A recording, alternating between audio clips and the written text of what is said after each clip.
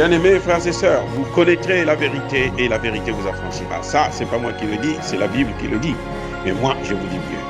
Vous connaîtrez la vérité historique, notamment celle de vos ancêtres kémites, et vous aurez une vision globale de ce que c'est que la vraie souveraineté politique. J'ajoute, vous reviendrez à la spiritualité africaine ancestrale et vous comprendrez les enjeux de l'indépendance économique.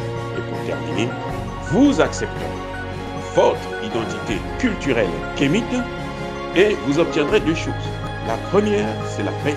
La seconde, c'est le développement, à une condition. L'unité de toute l'Afrique noire, l'unité de tous les Noirs du monde entier.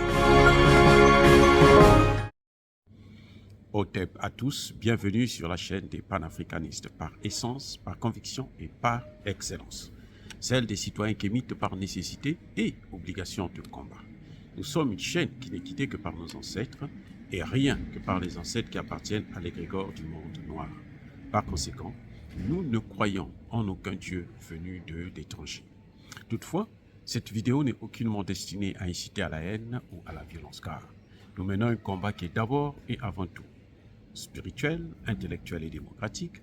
Ensuite, il est politique, géopolitique et géostratégique contre l'impérialisme, le colonialisme, le néocolonialisme et l'endocolonat, qui sont tous qualifiés de crimes contre l'humanité.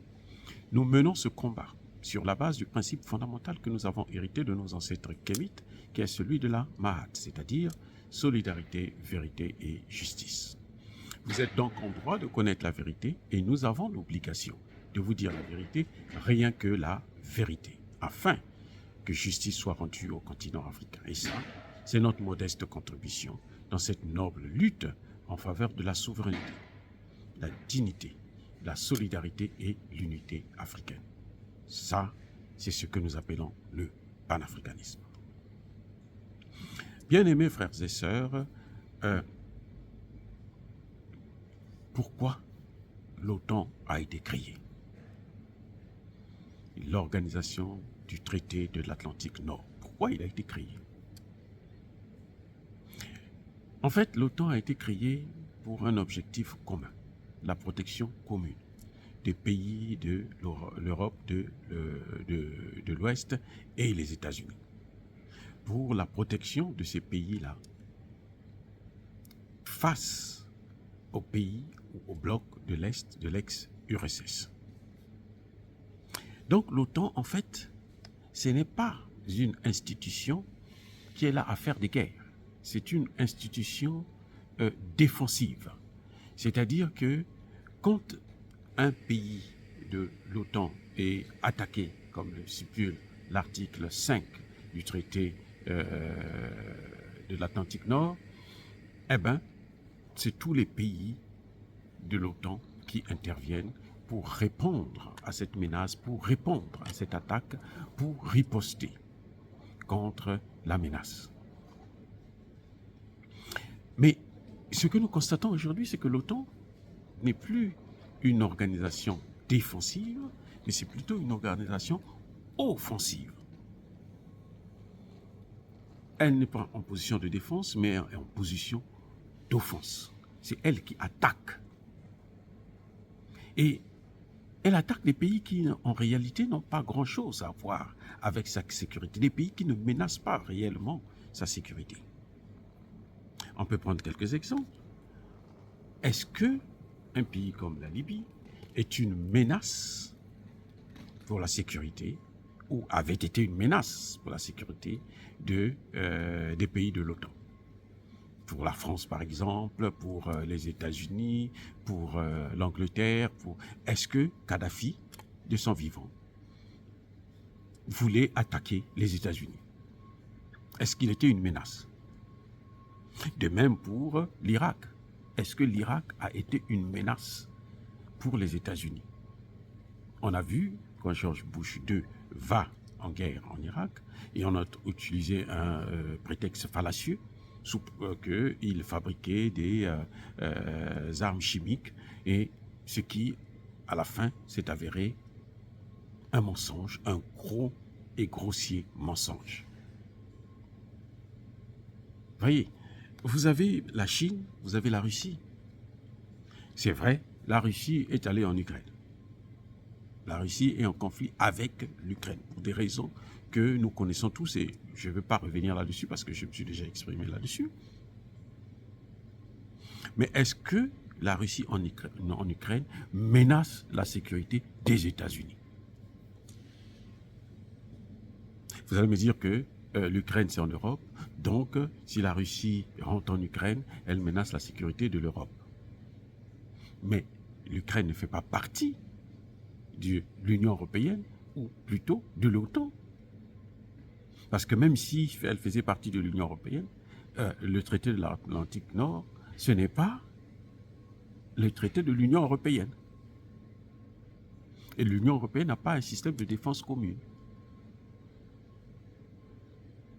Donc, quand on se pose cette question, on se dit, mais attendez, ou bien la Chine, est-ce que la Chine, en tant que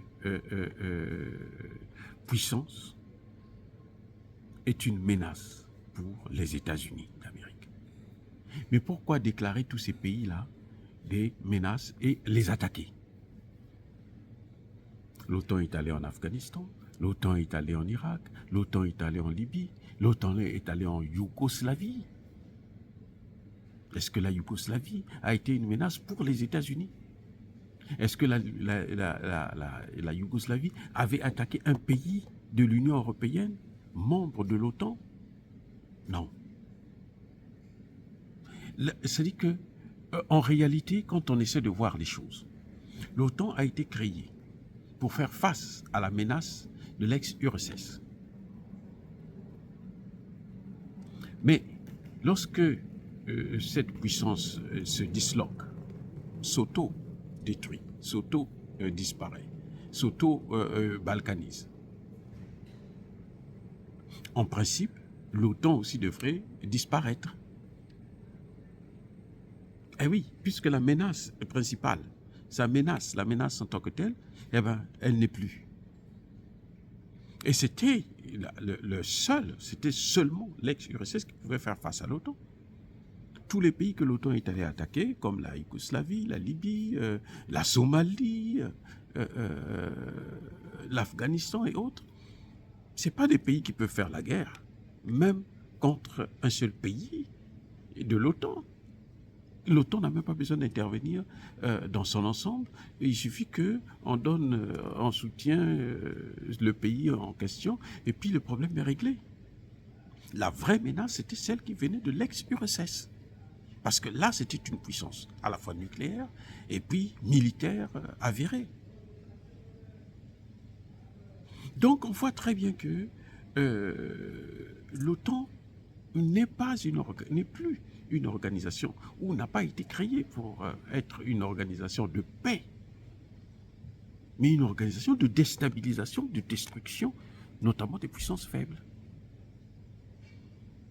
Parce que l'OTAN n'a jamais attaqué, par exemple, la Russie directement. L'OTAN n'a jamais attaqué la Chine. Même quand ils vont à Taïwan, ils menacent. C'est eux qui vont menacer la Chine, puisque Taïwan fait partie de la Chine. C'est reconnu même par les pays de l'OTAN. Donc ce sont eux qui menacent la paix dans d'autres pays. Lorsque l'OTAN s'élargit vers les pays de l'Est, alors que la convention, les accords que Gorbatchev a eus avec Bush, c'était que l'OTAN ne devait pas s'élargir vers des pays de l'ex-URSS. L'OTAN devait se limiter à l'Ouest. Mais la première des choses que les Américains ont fait, c'était d'élargir l'OTAN vers les pays de l'Est. Donc, c'est plutôt l'OTAN qui est une menace. Ce n'est pas les autres qui sont une menace. Vous voyez, c'est-à-dire que on joue avec nous, on se moque de nous. Parce que quand vous regardez très bien, la menace ne vient pas des pays que les pays de l'OTAN indexent. C'est comme aujourd'hui, il y a le terrorisme dans le Sahel. Je ne parle pas du fait que ce terrorisme-là, c'est les pays de l'OTAN qui l'ont créé en détruisant la Libye et puis en déversant tous les terroristes vers le Sahel et le golfe de Guinée. On met ça d'abord de côté. On regarde seulement le fait qu'il y a le terrorisme dans le Sahel. En quoi le terrorisme au Mali, au Burkina Faso, au Niger, ou la rébellion au Tchad. Écoutez bien, la rébellion, c'est les Tchadiens qui se battent pour le pouvoir. En quoi c'est une menace pour les pays de l'OTAN? En quoi, dites-moi? Les choses se passent à plus de 8000 kilomètres des pays membres de l'OTAN. Plus de 10 000, plus de 8000, 10 000 kilomètres. En quoi ça peut être une menace pour ces pays?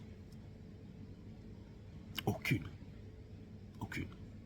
Mais pourquoi ils interviennent au Mali, ils interviennent au Burkina Faso, ils interviennent au Tchad, ils interviennent au Cameroun, ils interviennent au Centrafrique.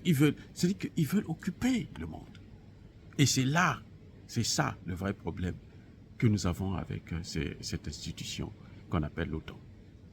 Ce n'est pas une organisation de paix, mais c'est une organisation de déstabilisation, une organisation d'insécurité.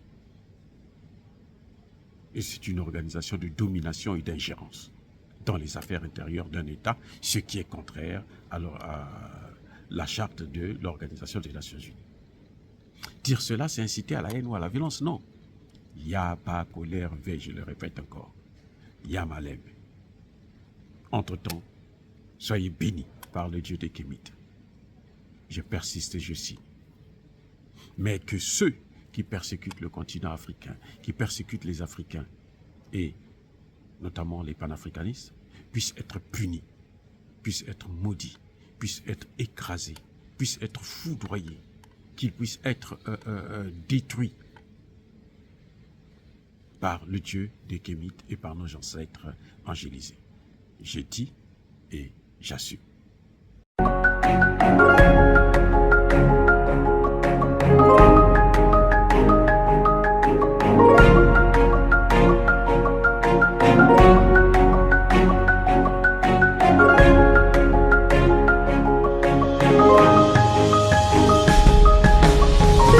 Eux, ils marchent par la foi et non par la vue. Mais moi, je vous conseille vivement de marcher par la connaissance scientifique et historique, notamment celle de nos ancêtres kémites, par les 5 sens et par l'intelligence. Abou Abia.